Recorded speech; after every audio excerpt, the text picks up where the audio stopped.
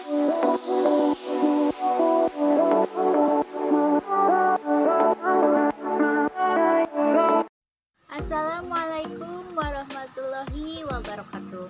Perkenalkan, nama saya Ena Herlina dari Prodi PG PAUD kelas 1B Universitas Pendidikan Indonesia Kampus Tasikmalaya. Di sini saya akan mengenal dan sama-sama belajar tentang teori perkembangan anak usia dini. Ada 4 poin yang akan saya kenalkan di sini. Yang pertama, tentang hakikat perkembangan anak usia dini. Dan yang kedua, tentang pertumbuhan dan perkembangan anak usia dini. Dan yang ketiga yaitu aspek perkembangan anak usia dini. Dan yang keempat tentang pola perkembangan anak usia dini. Yuk kita sama-sama belajar mengenal teori perkembangan anak usia dini. Yang pertama tentang hakikat perkembangan anak usia dini. Mengutip tulisan Jamaris tahun 2006 nomor 19, yaitu perkembangan merupakan suatu proses yang bersifat kumulatif. Artinya, perkembangan terdahulu akan mempengaruhi perkembangan selanjutnya. Dan pada hakikatnya anak usia dini merupakan anak yang pada masa keemasan, yang dimana mereka mempunyai bakat dan kemampuan masing-masing yang harus dikembangkan dan diberikan pendidikan sesuai bakatnya masing-masing, dan juga permainan yang berbentuk positif dan agar mereka terjauh dari hal-hal negatif. Poin yang kedua yaitu tentang teori pertumbuhan dan perkembangan anak usia dini. Menurut artikel yang saya baca, perkembangan merupakan perubahan yang terjadi secara fungsi organ dan secara struktur, yang mana berkat belajar sepanjang hayat mereka akan berkembang. Dan pertumbuhan merupakan perubahan yang terjadi secara keseluruhan fisik, baik itu kenaikan berat badan, tinggi badan, fungsi tulang, dan saraf yang berfungsi secara sempurna. Ada beberapa teoritis tentang perkembangan anak usia dini. Yang pertama yaitu teori behaviorisme.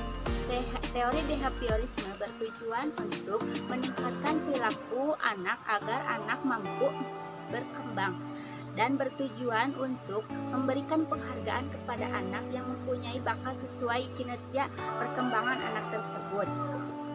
Dan agar anak mampu berperilaku baik, tentunya harus diberikan pendidikan perkembangan lingkungan yang baik.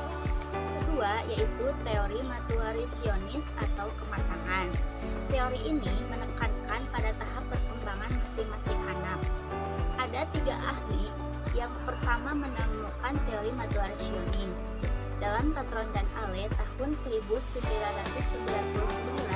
nomor 6, mereka percaya bahwa anak seperti benih yang ditanam yang mempunyai struktur yang baik yang akan menghasilkan buah yang sangat bagus.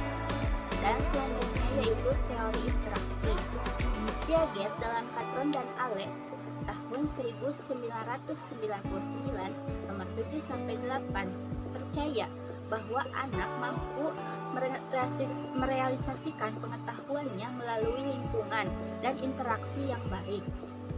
Oleh karena itu, anak perlu diberikan stimulus pada lingkungan dan berinteraksi secara baik melalui lingkungan yang baik seperti keluarga, lingkungan luar yang belum mereka ketahui tetapi dalam bentuk hal-hal positif agar mereka mampu berinteraksi dan berkembang dengan baik. Yang selanjutnya yaitu teori psikoanalisis.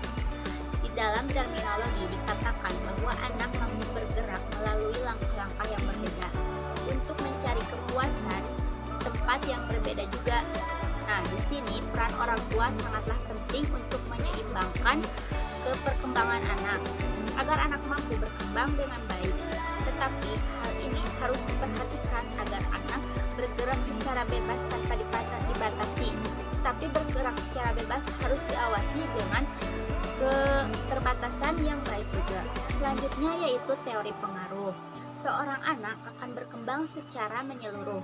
Perkembangan di suatu area akan mempengaruhi area yang lainnya.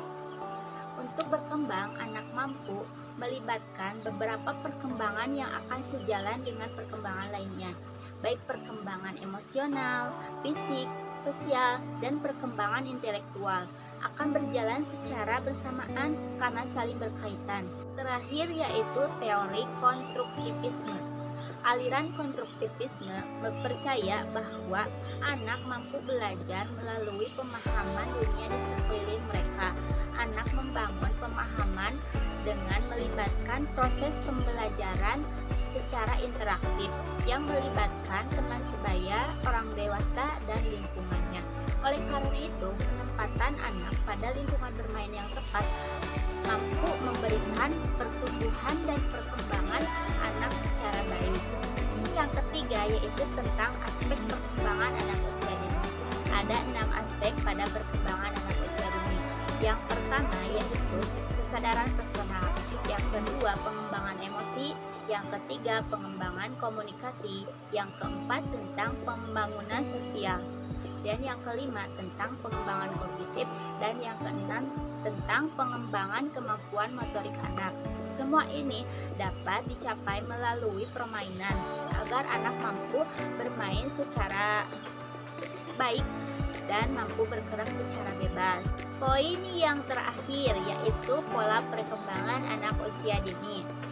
Dalam pola ini meliputi beberapa poin yaitu tentang perkembangan fisik, emosional, sosial, dan intelektual. Tentunya keempat perkembangan ini saling berkaitan, maka harus dijaga perkembangan anak dengan baik agar mereka mampu berkembang dan sesuai kemampuan mereka masing-masing agar tidak terjadi hambatan. Oleh karena itu, jangan melakukan penekanan pada anak karena anak mempunyai bakat dan kemampuannya masing-masing. Hanya kita sebagai orang dewasa atau guru di sekolah yang harus merealisasikan anak pada bakat dan kemampuan masing-masing. Pengembangan fisik itu seperti berat badan, tinggi badan, itu harus diperhatikan. Ketika anak berumur sekian harus sesuai dengan umur anak, pastinya diberikan nutrisi yang baik. Dan kemampuan sosial anak. Anak berinteraksi dengan lingkungan yang baik akan berpengaruh pada pengembangan sosial yang baik juga. Dan pengembangan emosi. Nah, anak itu cenderung keras, maka ketika anak berperilaku keras, orang tua harus mampu memberikan penenangan, bagaimana masukan, jangan begini, jangan begitu, dan diarahkan bagaimana baiknya, bagaimana yang tidak baiknya. Dan perkembangan intelektual. Suka ada orang tua yang menekankan anak harus pintar, padahal anak itu mempunyai bakat dan kemampuan masing-masing. Oleh karena itu, kita sebagai orang dewasa harus mampu mengenali bakat-bakat anak yang sesuai dengan